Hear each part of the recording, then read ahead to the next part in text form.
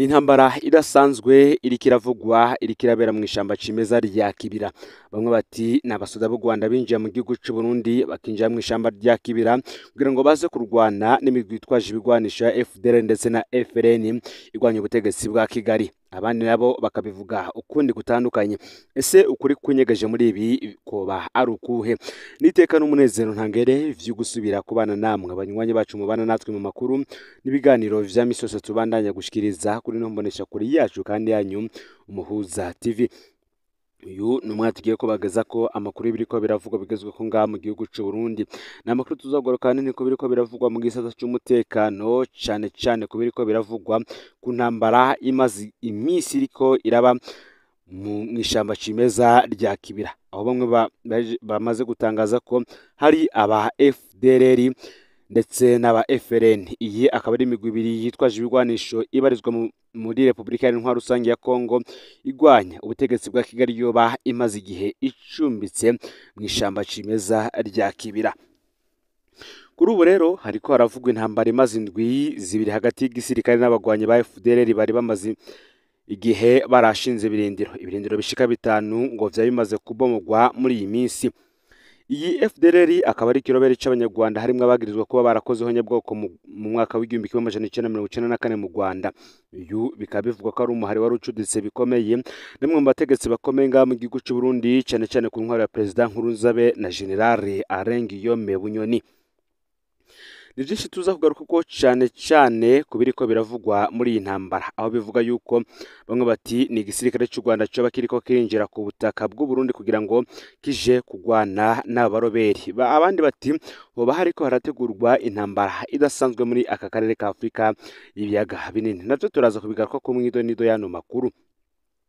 Tubibutse ko mu kwezi kw'icenda hari kwigenekerezo ya 20 gushika kwigenekerezo ya 25 nibwo hari hatanguye kuvuga amakuru y'igitero ngo gikomeye cyane cyoba carigerutse kuba mu ishamba rya Kibira. Iyo nkuru twaratoje tubabwira ko itari ukuri. Iyo nkuru yavuga ko hari intambara idasanzwe yari irabera mu ishamba rya Kibira, aho twabaje n'amasoko atandukanye. Iyo nkuru yari imaze iminsi 3 ikwiragizwa ko yatanguye kuvuga kugenekerezo ya 22 ukwezi kw'icenda uyu mwaka w'2024. Iyi nkuru yavuga ko hari abarobere b'abanyarwanda imbonerakure n'abasirikare b'u Burundi bari baherutse kwicirwa mu ishamba cimeza rya Kibira. Abo bavuga ko bapfuye ngo bariko bategura gutera igihugu kibanyi hakurya y'Akanyaru mu Rwanda.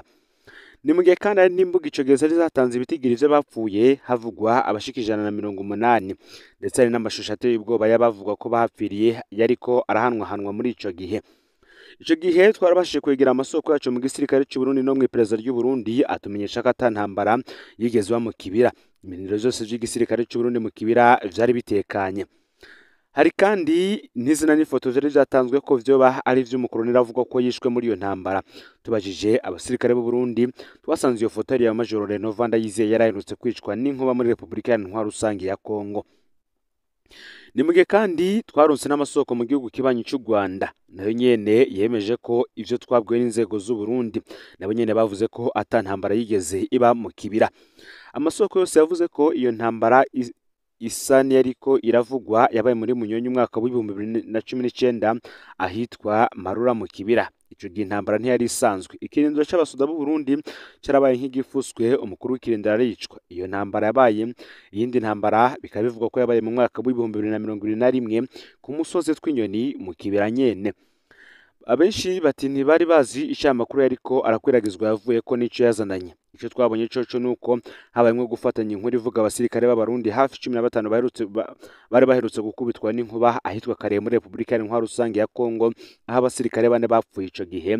Nico gihuha kivuga intambara yo mu Kibira. Kuri ubu rero haje andi makuru avuga ko mu Kibira hariko harabera intambara ikomeye kandi idasanzwe ngo hagati y'igisirikare cy'u Rwanda ndetse n'abaroberi ba FDLR ndetse na FRN. Ibitari vyatangazwa ku mpande zompi. Igisirikare cy'u Burundi ciyemange ko hari igitero cakozwe mu ishamba cimeza rya Kibira cyangwa se igisirikare cy'u Rwanda nacyo cigambe yuko ari cyo ngo kiriko kirateza umutekano muke mu ishamba cimeza rya Kibira. Muti rero aya makuru yazananye iki vyavuye ku iki vyose ntuze gucikanwa vyonde subscribe canke s'abone ni bitari wafyinda ko kugira ngo tuzucikanwa n'adushikiriza usangize no makuru bagenza aho bari hose kugira ngo nabo baje baraba mu bambere bashikirwa biriko biravugwa bigezwe ko ngaha mu gihugu cy'u Burundi, hanze imbibe z'igihugu cy'u Burundi ndetse no mu makungu ya kure. Ndabaye kaze muri ano makuru. Mu ntara ya Cibitoke kuri ubu ibintu nivyoroshe. Bamwe bati abaroberi b'abanyarwanda barenga 40 bishwe n'igisirikare cy'u Burundi, abandi bati ni igisirikare cy'u Rwanda kiriko kiragwana nabo. Abaroberi bashika 40 mu murwi witwaje ibigwanisho uvuga ikinyarwanda umaze igihe ucumbitse mu ishamba cimeza rya Kibira makomine ya Mabayi na Bukinanya naho mu ntara ya Cibitoke bivuga ko bavuye mu gihugu ca Republika Iharanira Rusange ya Kongo. Bamwe bati ni FDL na FRN bihuje kugira ngo bagabe igitero mu gihugu cy'u Rwanda. Biravuga ko bishwe mu ngwano ziriko ziraba muri no misi. Mu masoko yacu intambara ngo ziriko ziraba nyinshi muri ino misi, ndetse na buramatari wa Cibitoke nawe mu vyo yemeza aremeza ko ayo makuru ariko akaba atashaka kuvuga umwidondoro w'uwo murwi w'abaroberi bacumbitse mu Kibira. Intambara zikomeye cyane muri iyi minsi 3 iheze mu ishamba kimeza rya Kibira mu makomine ya Mabayi na Bukinanya na hagati y'abaroberi ba FRN ndetse n'igisirikare ngo haretanye abantu n'ibintu. Bamwe bati abaroberi bashika 42 iba ngaho nyene b'u Rwanda, aba akaba ari abaroberi b'abanyarwanda ariko batabarizwa mu gihugu cy'u Rwanda kuko bagiye gucumbika muri Republika Iharanira Rusange ya Kongo kugira ngo baze barahungabanya umutekano w'ico gihugu kibanyi uko biyumviriye. Aba rero n'abandi bashika 30 barakomeretse ndetse baranafatirwa ku rubuga rw'intambara nk'uko bimaze gutangazwa. Hari abasirikare bashika 10 b'u Burundi bishwe, abandi 11 barakomereka, ngo ubu bakaba bariko baravugwa ariko amagara yabo ntabangamiwe cyane isoko mu rwego rw'umutekano dashima kwivuga ryatubwiye. Ayo masoko yacaranongera ko agatanga n'ivyemezo ko inkoho nto na nini zafashwe. Itariki yatangurijwe ko kumugaragara ibikorwa vy'igisirikare cyo kugwanya abaroberi ba FRN. Ni mu gihe izo ntambara zatumye abanyagihugu bo ku mitumba ya Rutorero, Gafumbegeti na Ngara hamwe n'imitumba ya Bumba na Ruhemba yo mu makomine ya Mabayi na Bukinanya n'abati zabo.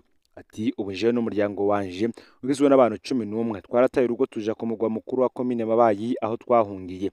Niko vyiganwa n'umutama w'imyaka 80 biboneka ko atewe ubwoba n'izo ntambara. Ubu amasoko yacu ahuriza ko ubwoba bwinshi bwibonekeza mu banyagihugu begereye hariko harabera intambara mu Kibira bivuye ku bikoho vya muzinga biguma vyasirana. Ariko nubwo biruko kandi kibabaje nk'uko bivugwa n'amasoko mu ntwaro, haribonekeza ngo gukorana hagati y'abanyagihugu n'abaroberi b'u Rwanda bahabwa inzahabu nabo bagatanga ibipfungurwa mu kinyegero mu ishamba rya Kibira. Nk'uko twabagajeje ko mu nkuru yacu yabanje byavuzwe yuko n'umushikiranganje wa mbere Gervais Ndirakobuca yigeze kubigaruka ko yihanangiriza abanyagihugu bifadikanya n'iyo migwi y'abaroberi. Muri iyo soko nyene imbonera kure zirakora urudandazwa rw'inzabu zifadikanije n'abo baroberi. Abashika 8 bo baramaze guhagarikwa bagizwe gukora n'abo baroberi bavuga ikinyarwanda mu mezi aheze. Abo baroberi rero bavuga ikinyarwanda bavuye ku bwinshi muri iyi minsi muri Republika Iharanira Rusange ya Kongo kugira ngo batere igihugu kibanyi cy'u Rwanda. Baba bafise kandi ubufasha ngo mu gisirikare cy'u Burundi ku bw'isoko ryizewe neza. Iyo soko rikavuga ko hari amakuru asohoka avuye mu igendeza rya gisirikare. Abanyagihugu bo mu manuko bushira uburengero bw'u Rwanda bo bakaba bashima n'ubundi ingene umutekano w'ico gihugu uriko urakingirwa. Bamwe bati twarakomeye amashi kuri ivyo bikorwa biriko birakorwa n'igisirikare cy'u Burundi kiriko kiragwanya abo bahungabanya umutekano mu banyagihugu bitekaniye ku mpande zose ku mbibe z'ivyo bihugu bibiri. Niko umukenyezi w'umunyarwanda akaza akiri muto agaragaza umunezero akaba aba mu gace ka Bweyeye mu karere ka Rusizi mu manuko bushira uburengero bw'u Rwanda. Ivy'iyi migwi y'abaroberi ibarizwa mu ishamba cimeza rya Kibira si ubwa mbere bivuzwe ko kuko n'ubundi vyigeze kuvugwa, ndetse bamwe bakanagiriza bamwe mu bategetsi b'igihugu cy'u Burundi guhereza ubufasha abo bagwanyi. Ibi byose bikaba byaravuye ku kutumvikana kwabayeho hagati y'igihugu kibanyi cy'u Rwanda ndetse n'igihugu cy'u Burundi, aho igihugu cy'u Burundi cagirije igihugu cy'u Rwanda ko kiri mu bahereza indaro imigwi yitwaje ibigwanisho ija guhungabanya umutekano mu gihugu cy'u Burundi, ndetse n'igihugu cy'u Rwanda naco kikagiriza igisirikare cy'u Burundi ko gikorana n'iyi migwi y'inkorabara ariyo FRN na FDL basize bakoze ihonyabwoko mu gihugu cy'u Rwanda kugira ngo batere ico gihugu. Ni mugihe kandi mu yandi makuru arabana n'agateka kazina muntu imyaka 3 irarumanye banyurujwe, leta yo yigomeye mu gacerere, imiryango iri mu gahinda. Ababikoze n'inakorwa ko aba akaba ari Pastori Joseph Sinzubwenge yanyurujwe mu Ruzo. Ivyo vyabaye ku mugoroba w'igenekerezo 12 ukwezi kwa 10 umwaka w'ibihumbi 2021 inyuma gato y'isaha imwe y'ijoro. Pastori Joseph Sinzubwenge umukuru w'ishengero Baptiste mu ntara ya Muyinga yaratashe ku rugo iwe mu Ruzo muri komine Giteranyo mu ntara ya Muyinga. Ageze imbere y'urugo asanga y'imbonerakure zibiri asanzwe azi, nazo zimera nk'izimuganiriza. Arahagarara barayaga, ako kanya hacaza imodoka y'umukuru w'imbonerakure muri iyo komine. Pastori Joseph Sinzubwenge yinjijwe muri iyo modoka ikiravundera. Kuva ubwo nta gakuru ka Pastori Joseph Sinzubwenge. Zambonerakure Isaac Nemeyimana batazira Rastakani na Abduru Hitimana zarafashwe gato zijanwa hatazwi. Gusa muri Ntwarante umwaka w'ibihumbi 2022 zaragarukanywe i Muyinga, zirapfungwa nk'iminsi 4 zica zirarekurwa ziritahira. Inyuma gato inyuzwa rya Joseph Sinzubwenge umukuru w'imbonerakure mu ntara ya Muyinga Shabani Nimubona afadikanije n'umukuru wazo muri komine Giteranyi Ramadan Sibomana bagirishije inama mu Ruzo, babuza ko ari uzongera kuvuga ivya Pastori Joseph Sinzubwenge. Kuva ubwo nagacere mu Ruzo n'umweburo mu muryango wa Joseph Sinzubwenge. Akandi akaza ko ifatwa rya Eustache Miburo yanyurujwe Muyinga. Uwo mugoroba nyene hafi isaha 3 z'ijoro umukozi wa Diocese Katolika ya Muyinga Eustache Miburo nawe yaranyurujwe ku mugwa mukuru w'intara ya Muyinga. Uwo mugoroba Eustache Miburo yahamagawe n'icegera cy'umukuru wa CNDD-FDD mu ntara ya Muyinga Cyprien Havyarimana amusaba ko baja gusangira agacupa ku kirabo bita kwa Tatagara aho i Muyinga. Barasangiye ikiyago kiraryoha. Hafi isaha 3 z'ijoro rero Eustache Miburo arataha. Ageze hafi y'uruzitiro aho bita kubabikira, Eustache ahura n'imbonerakure zibiri zizwi ku mazina ya Elias na Jean Marie ziramuhagarika. Bararamukanya, ako kanya haje imodoka ntoya voiture. Elias na Jean Marie basunikira Eustache Miburo muri ya modoka nabo baca bayijamwo. Kuva ubwo ntagakuruka Eustache Miburo. Uyu Elias na mugenzi we Jean Marie nazo zari imbonerakure zisanzwe zigendanira Cyprien Havyarimana, zari zisanzwe kandi zikorana na Shabani Nimubona mu mabi atari make. Mu gipolisi cy'Umuyinga no muri parike ya Muyinga nta Shabani atakoze kugira amatohoza ahagarare. Imyaka 3 rero iraheze Eustache Miburo nawe atazwi iyo yajanywe. Umuryango nawe kaba uri mu mwiheburo ntangere. Ndako kandi ku mugoroba w'igenekerezo 11 ukwezi kwa 10 mu mwaka w'ibihumbi 2021 umudandaza yitwa Jean Claude Niyomukunzi ava muri komine Burambi nawe yarafashwe n'imbonerakure mu gihe ari karatahageze mu Kirehe ku mutumba wa Karonke muri komine Rumonge. Jean Claude yari yiriwe aradandaza amakara ku Rutumo muri zone ya Magara. Imbonerakure zamufashe zari zirongowe na Asmani Nzirorera be n'umukuru w'umutumba wa Karonke yitwa Onezime. Zimufashe zamupfungiye mu ngoro CNDD-FDD aho mu Kirehe mu kurindira ko abasoda mw'iperereza rya gisirikare baza kumutora amasaha yitereye. Jean Claude Niyomukunzi yatwawe n'abasirikare bo mw'iperereza rya gisirikare hagati y'isaha 6 n'isaha 8 z'ijoro. Kuva ubwo ntarigera asubira kuboneka. Nkuko tuza kubibona abasoda bamutwaye ngo bari bavuye kunyuruza abandi 4 ahitwa mu Midodo. Kugenekerezo rero ya 12 ukwezi kwa 10 umwaka w'ibihumbi 2021 hagati y'isaha 6 n'isaha 8 z'ijoro hari imodoka kamyonete double cabine Toyota Hilux ifise bitabona yaje ahitwa mu Kirehe muri komine Rumonge.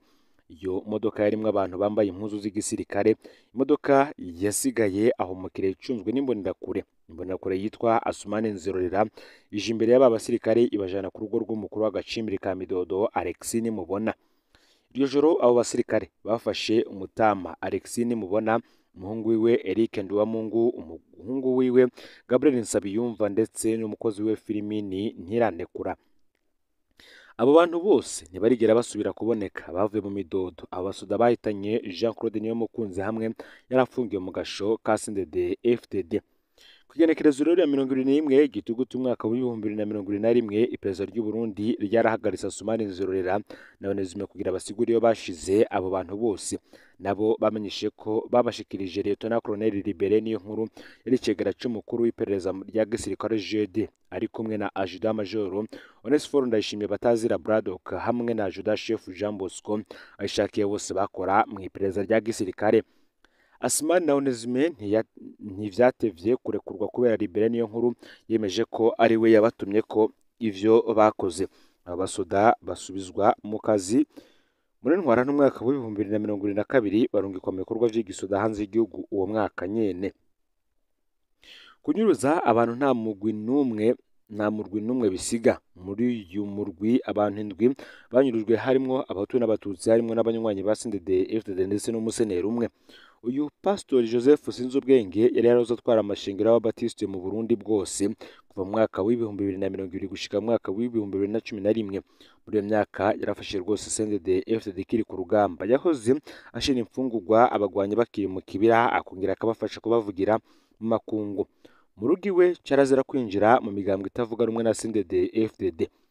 Uyu Esashe Miburo nawe yari umunywanyi wa CNDD-FDD kuva kera. Mutama Alexine Mubona yari umunywanyi wa CNDD-FDD. Jean Claude Niyomukunzi yari umunywanyi wa Seneri, yari yanahoze muri MSD. Ibitangaje muri bino bintu n'ingene abantu bose bari begereye CNDD-FDD. Ngayo rero amakuru yaragezwe ko muri kano kanya. Ufyonde subscribe canke sabone niba utari wafyonda kugira ngo tucikanwe n'adushikiriza, usangize ano makuru bagenza aho bari hose kugira ngo nabo baje baraba mu bambere bashikirwe n'abiriko biravugwa bigezwe ko ngaha mu gihugu cy'u Burundi, hanze imbibe z'igihugu cy'u Burundi ndetse no makungu ya kure. No Muhuza TV Imana bahezagire mu bikorwa vyanyu vya misi yose muri ko murakora.